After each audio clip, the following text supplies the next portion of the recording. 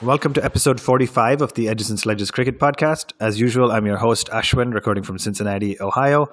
This week, we have a very special episode. We have a guest joining us who we are big fans of her work. She is an expert on all things women's cricket, has been covering it for quite some time. We've been reading her articles for a while and often mention them on our episodes and link out to them on Twitter. So I'm excited to have Annesha Ghosh joining us. She's a journalist at ESPN Cricinfo. Annesha, thank you for being on the show. Thanks a lot, Ashwin, for the elaborate introduction, and a pleasure being here. All right. So as we get started, why don't you just take a few minutes and tell our listeners a little bit about you and your and what you do currently and your experience with the game of cricket? Well, I drink a lot of coffee in office, and when not drinking coffee, I try my best to work on women's cricket because I feel women's cricket needs more voices and needs a lot of people to remain committed to the game and try and bring out the stories because there are stories to be told, and the more the merrier. That's my opinion. So I drink coffee at ESPN Cricinfo and work at the desk, and when not working, I try and go about looking for stories on women's cricket, not just on Indian women's cricketers, but also those from other countries as well. That's great. Yeah, we've read some really interesting profiles and some really cool backgrounds you've written about some of the cricketers.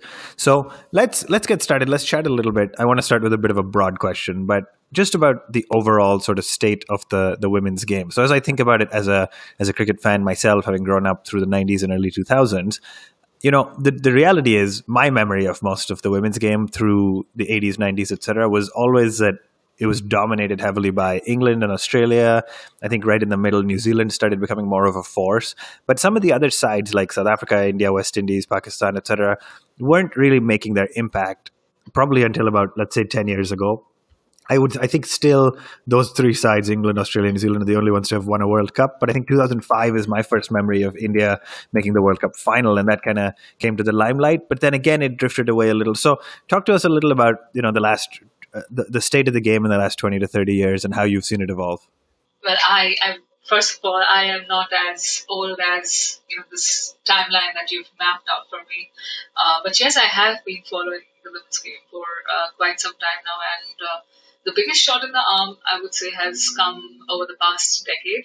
Yes, the 2005 World Cup was huge for women's cricket in India because in about a year's time we did have the Women's Cricket Association of India relinquishing women's cricket, the duties they would shoulder of women's cricket to the BCCI, and the ICC made it mandatory for all boards to take over women's cricket and make it a point to give it the kind of infrastructural support that it required at that point, and take it step by step towards making it a part of mainstream discourse in the cricketing, in the larger cricketing circuit. So yeah, the 2005 World Cup was huge, not just for India, but for world cricket as far as the women's game is concerned. But over the past decade, with the emergence of the WBBL, it has completely changed the complexion of the women's game, because if you look at the kind of cricket that women have been playing, the whole power hitting game, being at the forefront of narrative on women's cricket, I think the Women's Big Bash League 4 years ago, it came into existence in 2015-16, and ever since we've seen how the league has gone from strength to strength, and so has the women's game at large, because we've had the best of cricketers from across the world taking part in this particular league, and they have sort of the organizers, Cricket Australia, have made it a point to give it an identity that it merits, the brand of cricket that has been at the center of this particular league.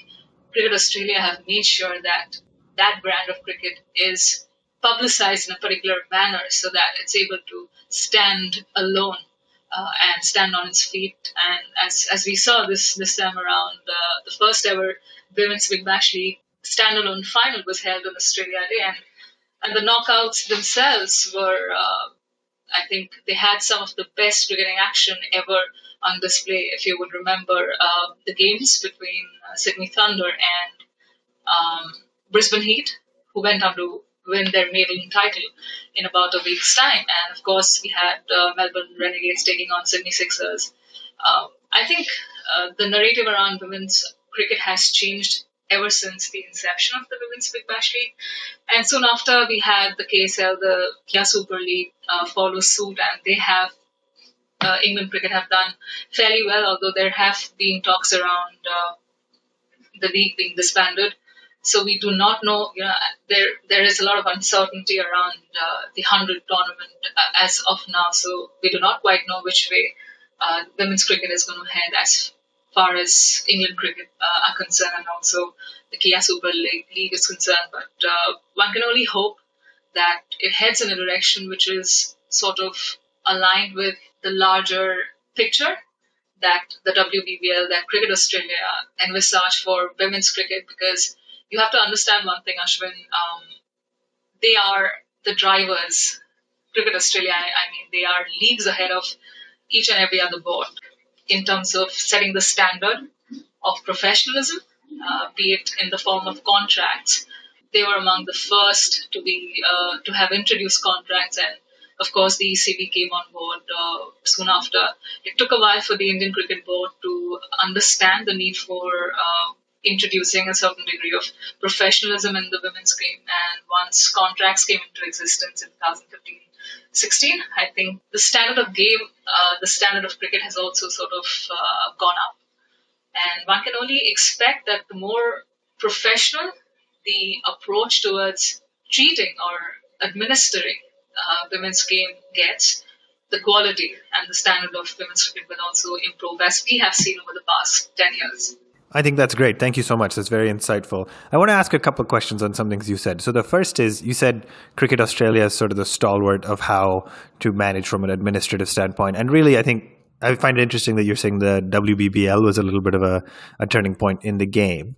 What do you think it is about the Women's Big Bash that ended up making it a turning point? Do you think it was more about the sort of bringing some formal cricket to it? Do you think it was about the money that got infused into the sport? Or do you think it was just about the style of power hitting and the game getting a little more aggressive?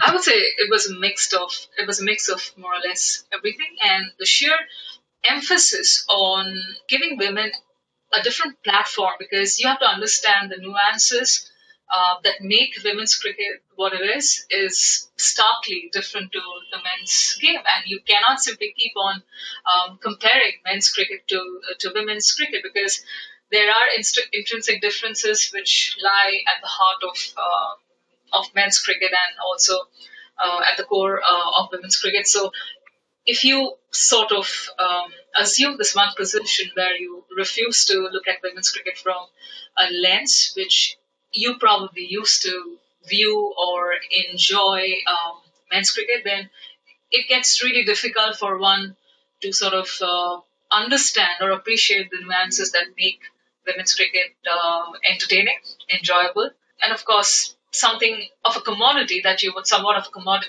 want to pay for.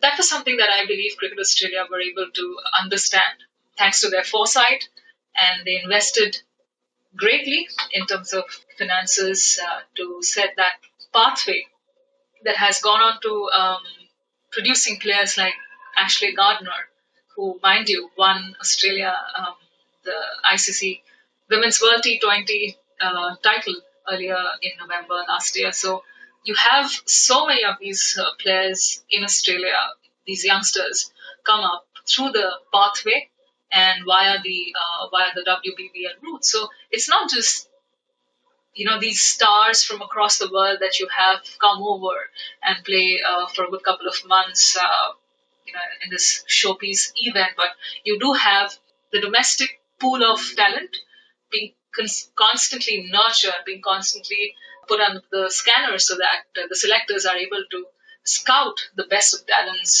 from that available pool.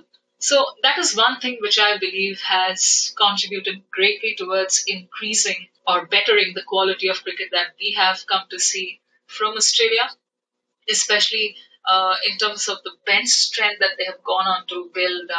We have Ashley Gardner, Sophie Molyneux, Nicola Carey, mind you, one of the stars of the first semi-final in the WBBL this year. You have so many of them. Georgia Wareham, the young spinner who did immensely well during the World T20. So when you have an uninterrupted supply of talent as Cricket Australia have managed to put together over the past 4 seasons, thanks to the WBBL, and of course they have the Women's National Cricket League, the WNCL, which sort of helps put all these talents together. I think that is one of the reasons WBBL has been successful.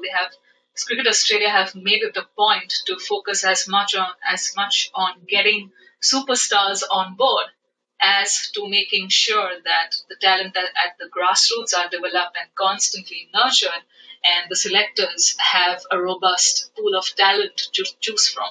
Yeah, I think that makes a lot of sense. So it's great to see this. At least the Australian board has really stepped up to try to keep furthering the game. Let's pivot a little bit and talk about the Indian side. So as I think about my interaction with Indian women's cricket, I think the most media coverage, et cetera, that I remember seeing for the first time was probably in the 2017 heartbreaking World Cup final where we fell 9 runs short. But I don't remember transparently before that seeing so much excitement and involvement from the Indian media. So do you think the 2017 World Cup and then the 2018 T20 World Cup where we won all our matches in the group stages, do you think those have been kind of turning points and Indian women's cricket is now starting to get to the next level?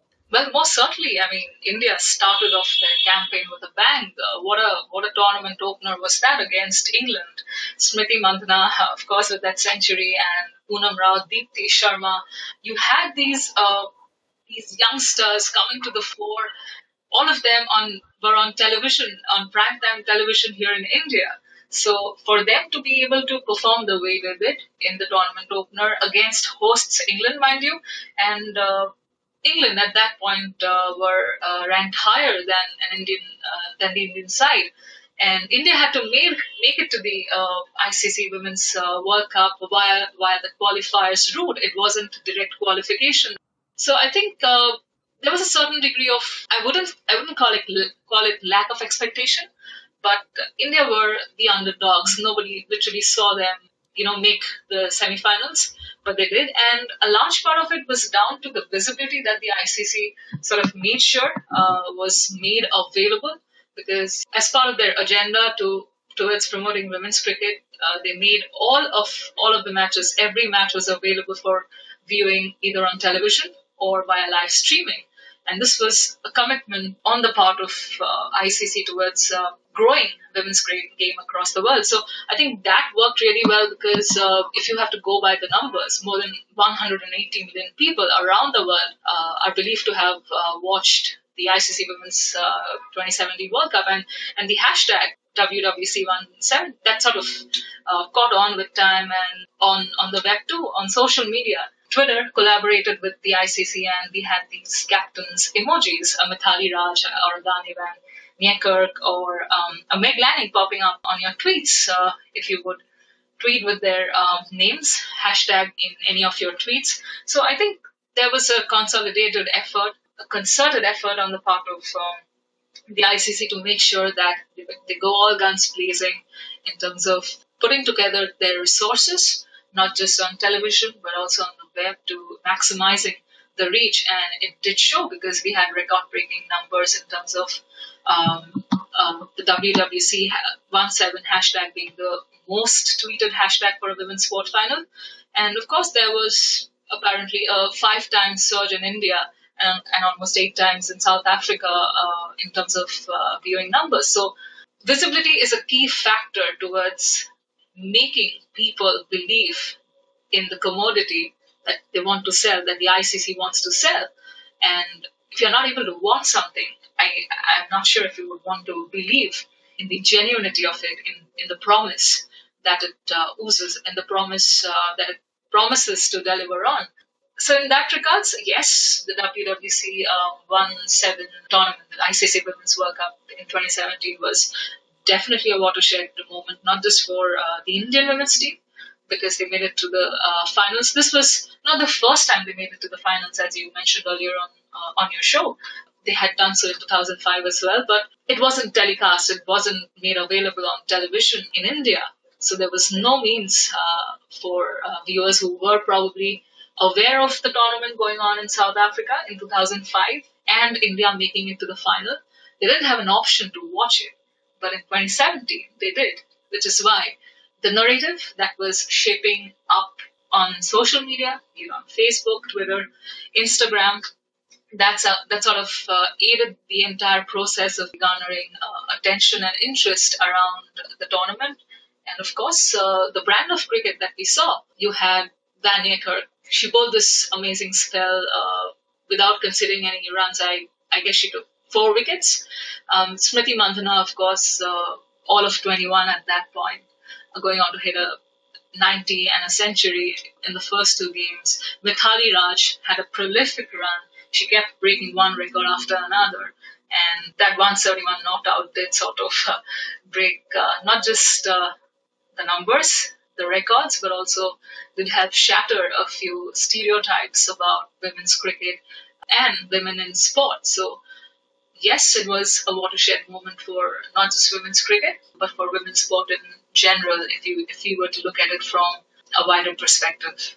Yeah, that's great. And again, I know from myself and many who have been fans in the world of cricket, that was definitely a moment where it started to come more to the forefront. So, and then one of the other things you mentioned that we've chatted a little about on our show is this catch-22, right? Where broadcasters say, well, there's probably not enough money in the women's game and not enough eyeballs. Well, of course there aren't enough eyeballs because you didn't give people a chance to watch it. So somewhere somebody needs to draw a line in the sand, make the investment, and I'm personally really happy to see that has been happening in the last few years, and hopefully we can see that continue. I mean, yes, post Women's World Cup 2017, I think a few of the boards have sort of gone out of their way to make sure that even if there wasn't arrangements available for a live broadcast, they did live stream the matches. So that's definitely a plus. Something is better than nothing. At least viewers who are interested in watching the game will be able to watch them on the web. So that's definitely a positive that I think has come out in the wake of the Women's World Cup in 2017. Okay, let me ask you a little bit about the Indian side as it stands right now. And if I'm to think about it, there seems to be a lot of quality batters. If you think about anybody from Smriti Mandhana, who you mentioned, who's been on an absolutely incredible run for the last few years, to Jemimah Rodriguez making her name, Harmanpreet, Mithali, there seem to be really strong batters. From a bowling standpoint, you have Poonam Yadav, who you mentioned, I think has had the year of her life from a spinning standpoint. And then there's some other great spinners as well. But, as I think about it, other than Jhulan Goswami, I can't really think of quick bowlers either in the team or sort of right at the edges of the team that have made it to the forefront. So this Indian team that's found success has done so largely on the back of batters and spinners, which is not dissimilar to the Indian men's team from the kind of 80s and 90s, where they weren't really breakthrough fast bowlers like we're seeing today. Why do you think that is? And do you see are there young quick bowlers on the edges that are trying to make their ways into the team and we should expect to see them soon? Well, one of the harsh realities, which I think most people familiar with women's cricket in India would agree with, is it takes a lot for a fast bowler to sustain themselves over a period of time. And it so happens that in a bid to extending or stretching one's career, many a times young fast bowlers tend to sort of switch to spin bowling.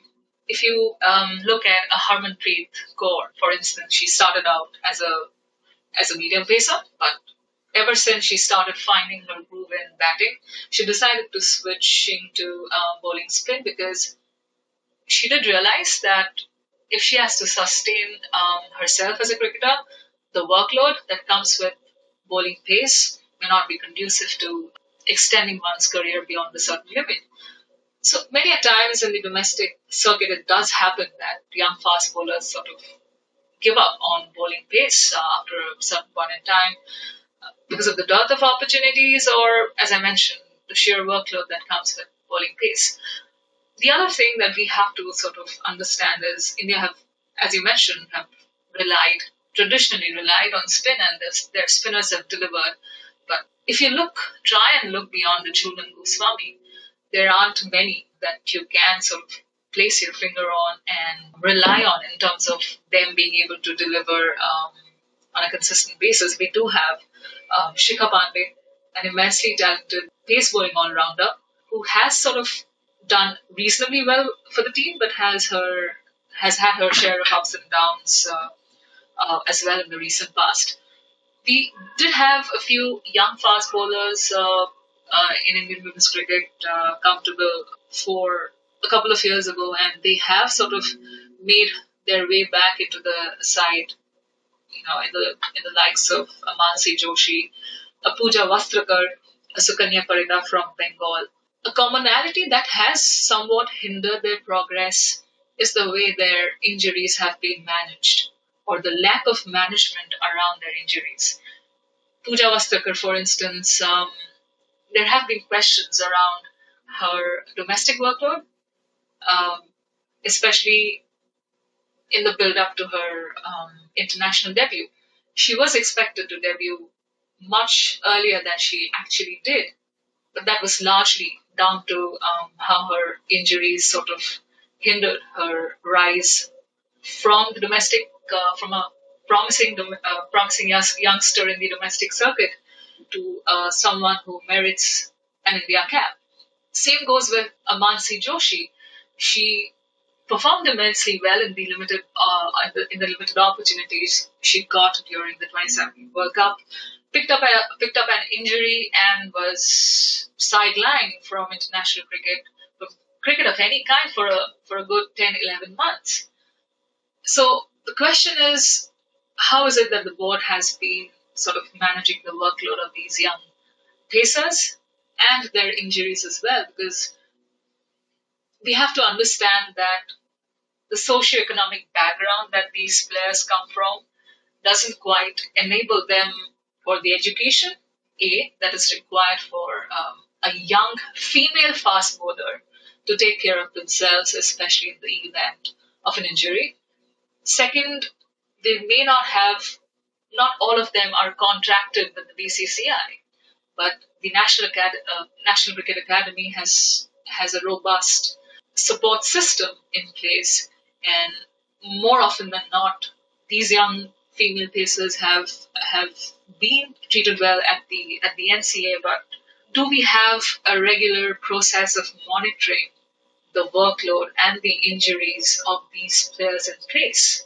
That is the question that perhaps the board needs to answer and ponder, because yes, a large part of the dearth of young pacers who can possibly, look to take over the reins from a Jhulan Goswami whenever she decides to hang her boots in the only format she plays in, ODI cricket.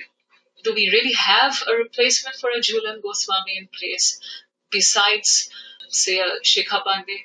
Not really, but there are these young pacers. We have the young Arundhati Reddy from Hyderabad, who's done reasonably well over a period of time. She was part of the T20 World T20 side in the tour to the Caribbean.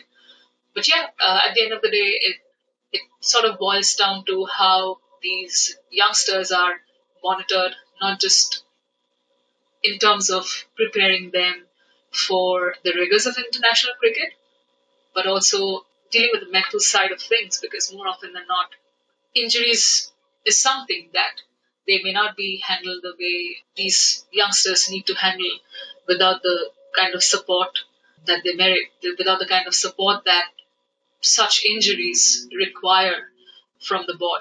So I think that's something the BCCI perhaps have taken uh, made an assessment of in the recent past, especially in the wake of Mansi Joshi's injury. And now that Pooja Vastakar is out of action with an ACL surgery that she underwent a couple of months ago, I think she will be missing out on international cricket for a good couple of months, maybe. So yeah, these are the factors which sort of come together and compound to the woes, make the dearth of young fast bowlers all the more pronounced. And of course, given our spinners have done well and the quality of spin bowling has consistently progressed, which is why there have been decisions where India have backed their spinners ahead of playing a third seamer, even on pitches where conditions are believed to have been in favor of pace bowling. But such has been the might and the efficacy of the spinners that more often than not they've delivered the goods for India, which is probably another reason why pacers seem to have been relegated to the background and spinners have automatically been on the forefront. Absolutely. Okay. So for now, of course, Jhulan Goswami continues to be going really strong. I think, India just wrapped up our series versus New Zealand with 2 back-to-back wins and 1 loss, ended up winning the series 2-1. Before we wrap up, I just want to ask you one quick question on that one. What was your most memorable moment from the 3-match ODI series before they head on to do the T20s next week against New Zealand? The most memorable moment. I would say, the partnership between Smriti Mandhana and Jemima Rodrigues. It's sort of, I personally did not see a statement of intent from India taking taking the form that it did, and I think a large part of it came through that partnership.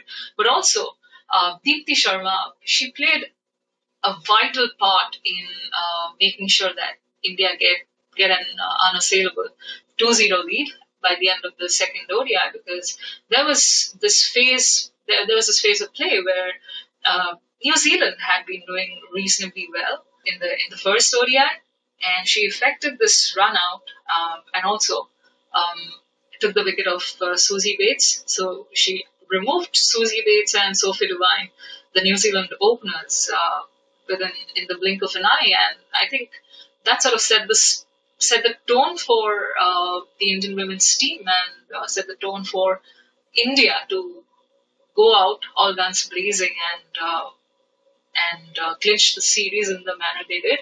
But at the same time, given it's New Zealand, they are no pushovers, mind you. So I was personally expecting them to come back pretty strong, because they have some of the best batsmen in the world, some of the best pacers, and of course the off spinner in Lee Kasparik. So given the kind of variety they have in their bowling attack and also the sheer power that their batting lineup comprise in the likes of Sophie Devine, Susie Bates, and of course, given the fact that they were all coming off a terrific run of form in the WBBL, so one was sort of expecting them to bounce back, and they did so emphatically in the third ODI. They averted a whitewash, and they made sure that heading into the T20I series, which mind you is going to be a different ball game altogether, because we're talking New Zealand, and they've had more players playing in the WBBL and the KSL than us Indians. But I think the scales are going to be somewhat tipped in favor of New Zealand heading into the T20I series. Great. So, Annesha, as we wrap up, really quickly from you, final question. How long until we're going to see a women's IPL in India? Well, I'm going to stick my neck out and say maybe 6 months. Why not? Let's get the ball rolling this year itself. However, logistically, that may sound a bit challenging, but it's not impossible, mind you. The BCCI may to start off with a 4-team women's IPL or an IPL style, if we may put it that way. So it doesn't really require a lot of thinking to be invested in making a women's domestic league in India happen. So it can happen as soon as early as March, April 2019. However, given the administrative soup that the BCCI seem to land themselves in more often than not these days, it will require somebody from within the administration to put their hand up and take the kind of responsibility that is required to not just getting the stars. Again, we go back to the discussion that we had at the beginning of this episode. It's not just about getting top drawer players from across the world, and Alice Perry, Sophie Devine, Stephanie Taylor on board and make up the starting 11s for these four sides I'm talking about, they would need to sort of picture, they would need to plan this domestic league in a manner which also helps inject enthusiasm, inject a sense of competition in the domestic players as well, so that at the end of the day, the larger aim of making women's cricket, making the health of women's cricket in India more virile, more robust, that aim is met, that target is met. That should be the ultimate aim of organizing women's IPL, in my opinion, and it could start as early as March, April 2019, or we may have to wait for the end of the World T20 next year, the T20 World Cup next year in Australia. Absolutely. So I, for one, certainly hope you're right. I hope to see one in 2019, maybe 2020 at the latest. Annesha, thank you for making the time to join us. It was great having a good conversation with you. For the rest of everybody else, that wraps up episode 45 of the Edges and Sledges Cricket Podcast. Thanks as always for listening in. You can find us on social media, Twitter, Facebook, Instagram, at One Tip One Hand, the number one tip, number one hand. Send us in your questions, thoughts, and feedback. You can listen to us wherever you get podcasts, iTunes, Spotify, Google Play, etc. We love to hear from you, and we will see you in about a week's time. So, Annesha, thanks again for joining us on the show.